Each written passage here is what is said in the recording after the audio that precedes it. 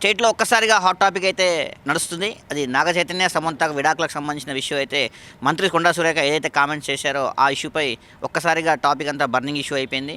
అయితే నాగ చైతన్య సమంతకు సంబంధించిన విడాకుల వ్యవహారంలో మంత్రి కేటీఆర్ తలదూర్చారని మాజీ మంత్రి కేటీఆర్ తలదూర్చారని మంత్రి పొజిషన్లో ఉన్న కొండా సురేఖ అయితే హాట్ కామెంట్స్ చేశారు. అయితే నిన్న ఈ కామెంట్స్ చేయడం జరిగింది. అయితే మరుసటి రోజే ఆ కామెంట్స్ని కూడా కొండా సురేఖ ఉపసంహరించుకోవడం కూడా జరిగింది. సో ఓవరాల్గా అసలు ఈ కామెంట్స్ చేయడం వెనుక ఉద్దేశం ఏంటి, అసలు ఈ కామెంట్స్ అంటే రాజకీయాల్లోకి సినిమా వాళ్ళని ఎందుకు లాగుతున్నారు, ఓవరాల్గా అసలు ఏం జరుగుతుందో మనతో మాట్లాడడానికి నిర్మాత అలాగే పొలిటికల్ అనలిస్ట్ చిట్టిబాబు గారు మనతో ఉంటున్నారు. ఒకసారి అలాంటి తెలుసుకుందాం. సార్ నమస్తే. సార్ కామెంట్ మంత్రి కొండా సురేఖ చేసిన కామెంట్స్ గురించి మీకు ఐడియా ఉంటుంటుంది. సో అసలు ఏమని చెప్పాలనుకుంటున్నారు, అసలు ఏం చెప్పాలనుకుంటున్నారు? సమంత నాగ చైతన్య డైవర్స్ ఆల్రెడీ అయిపోయింది. సో మంత్రిగా ఉండి చేయాల్సిన కంత్రి కమెంట్లు కావు. ఈ మంత్రిగా స్థానంలో ఉండి ఆ మంత్రికి ఒక స్థానం, ఆ చైర్కి ఒక విలువ ఉంది. ఆ విలువని తొంగలో దొక్కింది ఈ కంత్రి మాటలతోటి. ఇప్పుడు ఆవిడ ఒక మాట కాదు ఎంత అసభ్యకరమైన నాగార్జున మీద ఆవిడ చేసిన కమెంట్. సరే వాళ్ళ వెనక్కి తీసుకుంటే డైరెక్ట్ క్షమాపణ చెప్పకుండా ఏదో సారీ చెప్పిన దీంట్లో చెప్పింది. ఓకే, అయినా ఆవిడ మాట్లాడిన మాటలు వాళ్ళ పెళ్ళికి వీళ్ళు కారకులు అంది. ఎవరు చెప్పారు నీకు? సమంత ఏమైనా వచ్చి నీ దగ్గర వాపోయిందా, లేకపోతే చేతులు చెప్పాడా? ఎవరు చెప్పారు నీకు? ఎవడో సోషల్ మీడియాలో ఎవడో గాలోళ్ళు, ఆ అడ్రస్ లేని వాళ్ళు ఎవడో ఏదో సోషల్ మీడియాలో వాగితే దాన్ని పట్టుకుని నువ్వు మాట్లాడతావా? దాన్ని పట్టుకు ఆయన డ్రగ్స్ అలవాటు చేశాట, చూసావా నువ్వు? ఆయన కిటికీలోంచి తొంగి చూసావా? ఆయన బెడ్రూమ్లోకి తొంగి చూసావా? ఆయన హాల్లోకి తొంగి చూసావా? లేకపోతే రహస్య కెమెరా ఏమైనా పెట్టావా? ఏం చూసావని? లేకపోతే తొంగి చూసే లక్షణాలు ఉన్నాయి నీకు? ఎలా తెలుసు నీకు ఆయన నేర్పాడని? ఆయన్ని అలవాటు చేశాడట. ఈ పిచ్చి కూతలు పిచ్చి మాటలు తప్పితే మళ్ళీ ఆయన వల్ల అనేక హీరోయిన్లట తొందరగా పెళ్లి చేసుకుంటున్నారట. ఎవరు చెప్పారు? ఏ హీరోయిన్ వచ్చి నీ దగ్గర వాపోయింది? ఏ హీరోయిన్ వచ్చి నీ దగ్గర బాధపడింది? ఈ పిచ్చి కూతలు, పద్ధతి లేని కూతలు, సంస్కారహీనమైన మాటలు. ఒక మంత్రి స్థానంలో ఉండి ఇలాంటి కంత్రి మాటలు మాట్లాడతారా? ఒక స్థానం ఇది కేవలం ఎందుకంటే వీళ్ళకి ఇమేజ్ పోతా లేదు. ఇవాళ క్యాబినెట్లో సీతక్కకి ఒక విలువ, ఒక మర్యాద పెరుగుతుంది. ఆవిడ తన పని చేసుకుంటూ తన సిద్ధాంతానికి కట్టుబడి పని చేసుకుంటూ పోతుంది. ఈవిడేమి అరుపులు కేకలు ఈ తప్పితే ఏ పని లేదు. ఎక్కడ పబ్లిక్లో కానీ ప్రజల్లో కానీ క్యాబినెట్లో కానీ ఈ స్థానం రోజు రోజు కింద పడిపోతుంది. ఊరిని వాగుడికాయ కింద తప్పితే వీడికి ఏం విలువ లేకుండా పోతుంది.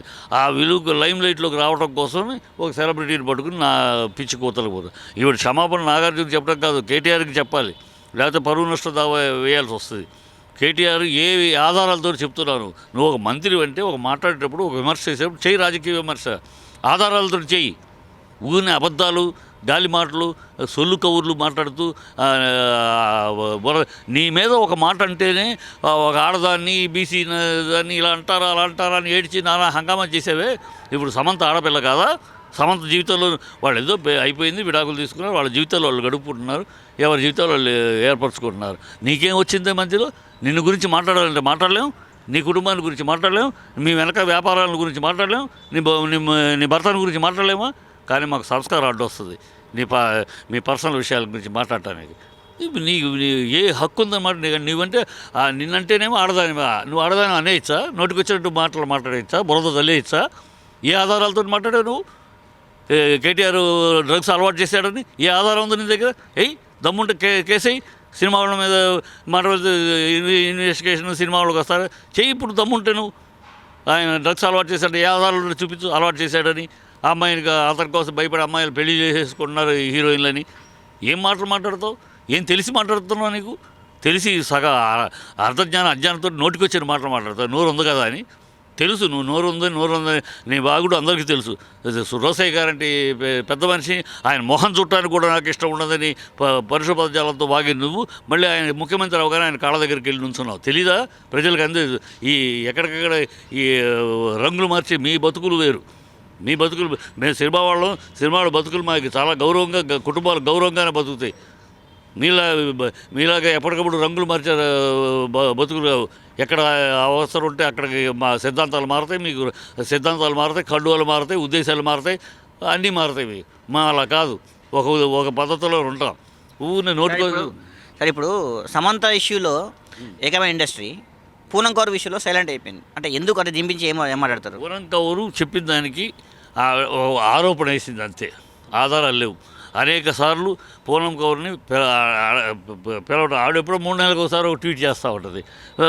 ట్వీట్ చేయడంతో సరే నీ ట్వీట్ మీద ఆధారం తీసుకుని యాక్షన్ తీసుకోలేం కదా, ఆధారాలు చూపించాలి, రావాలి. రామ్మ ఏంటి వివరాలు చెప్పంటే చెప్పదు, ఎప్పుడు రాదు, ఎన్నిసార్లు పిలిచారు రాదు. 3 నెలలకు ఒక ట్వీట్ వేసేస్తుంది, ట్వీట్ వేసేసి వెళ్ళిపోతుంది. అంటే గుడ్డ కాల్ చేసేయటం. అంటే పూనం కౌర్ అంటే స్వయాన పేర్లు కూడా బయట పెట్టినప్పటికి కూడా ఇండస్ట్రీ అంతా సైలెంట్గా ఉంది. సమంత విషయంలో మాత్రం బాగా రెస్పాండ్ అయింది. పూనం కౌరు అంటే తను ఇష్యూలో ఇలా జరిగిందని చెప్పి ఆరోపణ చేసింది. ఆధారం ఏది? ఆరోపణ నేను చేస్తాను. 100 ఆరోపణకు ఆధారంతో ఆరోపణ చేయాలి. అందుకనే ఆరోపణ చెప్పమని, ఆధారాలు చెప్పని 10 మాటలు కమిటీ పిలిచింది. ఎప్పుడు రెస్పాండ్ అవ్వాలా. ఎప్పుడో ఒకసారి 3 నెలలకు ఒకసారి ఒక ట్వీట్ చేసేస్తుంది. రాయేసి పరిగెట్టి పారిపోవడం తప్పితే నువ్వు ఉంటే చెప్పాలి, చెప్తే యాక్షన్ ఉంటుంది. ఎందుకు చెప్పాలా నువ్వు? ఎంతవరకు ఎందుకు రావు?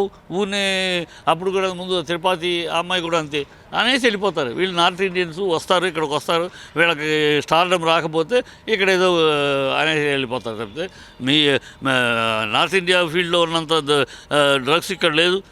నార్త్ ఇండియా దీంట్లో ఉన్న క్యాజెక్ ఇది ఆడాలి వేధించడం మా ఇక్కడ లేదు. అక్కడ దావూద్ ఇబ్రహీం లాంటి వాడు చేతిలో మీరు నలిగిన ఇండస్ట్రీ మీది. దావూద్ ఇబ్రహీం లాంటి హీరోయిన్ని వాడుకున్న ఇండస్ట్రీ మీది. మీ బతుకులు మీ అక్కడ ఉంటాయి, ఇక్కడ మాకు అట్లా లేదు. మాకు ఇక్కడ మేము ఒక పద్ధతిలోనే ఉంటారు, ఒక పద్ధతిలో బతుకుతుంది.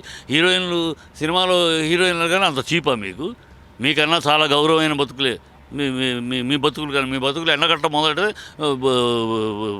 ముక్కు మూసుకు వస్తారు మీరు. మీ బతుకులు ఏం బతుకులు మీ?